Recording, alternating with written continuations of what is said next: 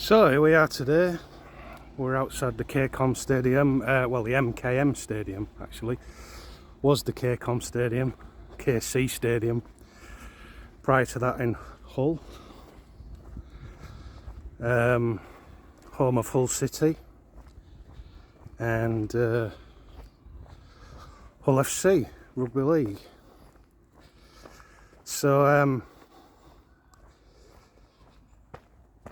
fairly sort of run-of-the-mill sort of exterior, breeze blocks and cladding, and see there it's now MKM on the signage with the sponsor, building merchant. We're just going to show you around, see what you think. There's some LFC storage stuff there. We've got some of the entrances to the ground, which hasn't been open for a while because of COVID, obviously. Now the ownership of this stadium is through a group called the SMC, which is what that is there.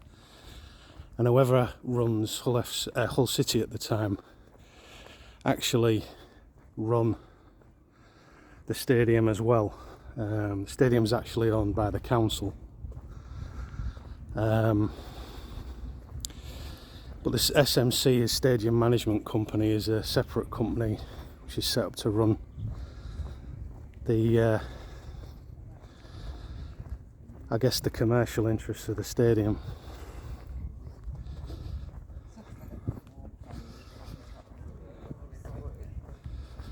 So we've got a club shop here, Hull FC, Hull City Club Shop. One or two people about. Season's about to start, so we'll be buying shirts and what have you.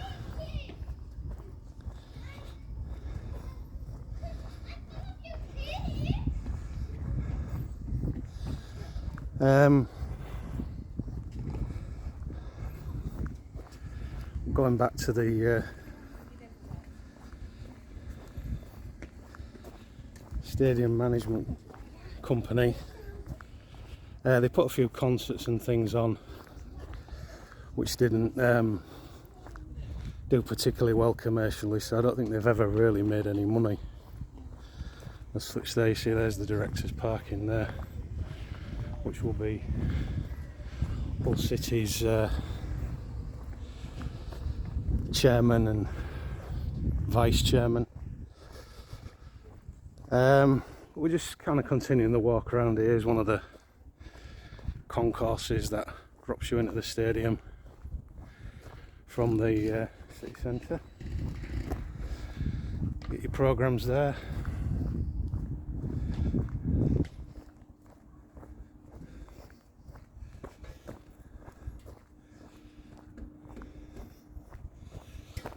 So this ground was maybe about 20 years old now. It used to be a cricket ground here called the Circle, and Hull played here. Yorkshire would occasionally play a few games here. And then the council got a little bit of a windfall from a company called KCOM, who were a telecommunications company, and then spent their money on building this, I think at a cost of about 47 million. It's been quite good for Hull City. I think they've by and large sort of kicked on a bit from what they were since they came here. They've had Premier League football here, obviously.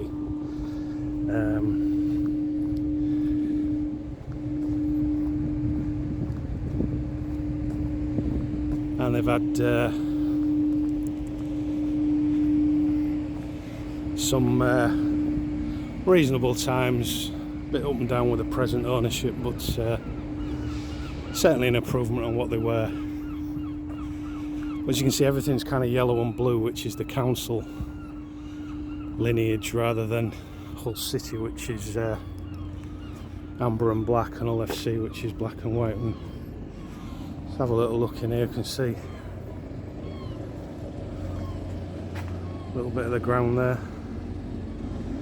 Probably the groundsman doing a bit of work, ready for the season starting. So we've gone nearly round the stadium in its entirety now. We're at the west upper stand, which has got a higher tier, bigger than the rest. We're coming up to the main office now, the main entrance. So there's the media suite. This is where the players actually enter. This way on a match day, coaches will park up here, and then the players will sort of enter just where we saw. Nice park area here, West Park, which is just a council-owned park. I'll just show you this statue, which is there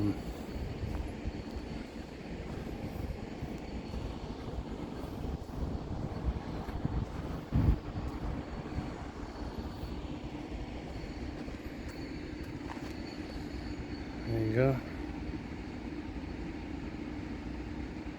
It kind of tells you everything you need to know there. Obviously the various sort of councillors who want to pass the motion to get this built.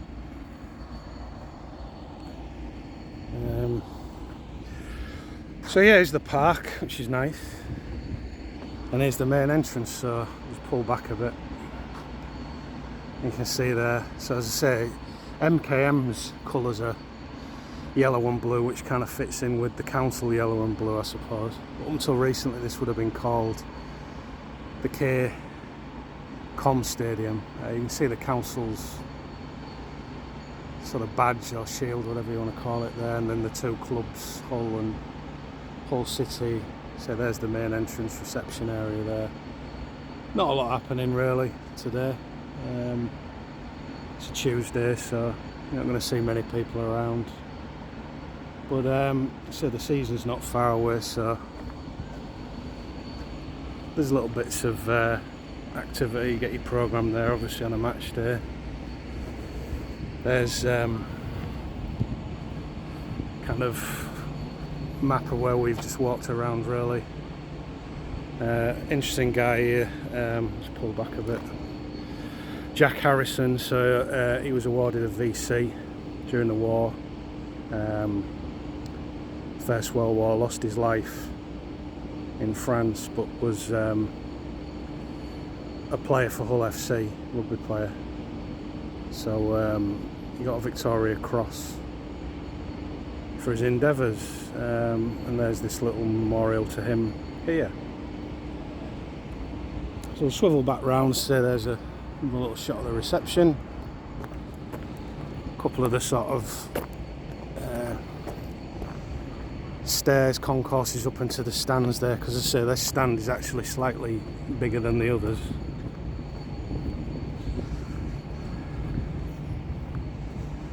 And we're nearly back where we started.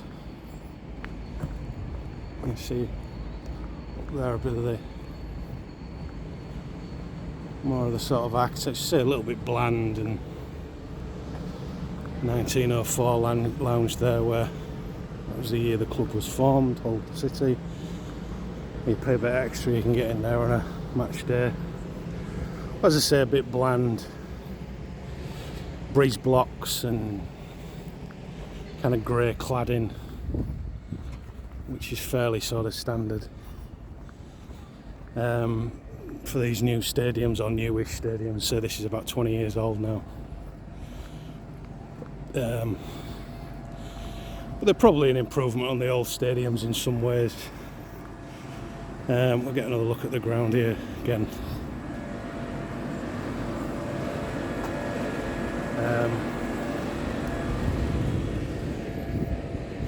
Workmen doing their thing, I think groundsmen doing their thing.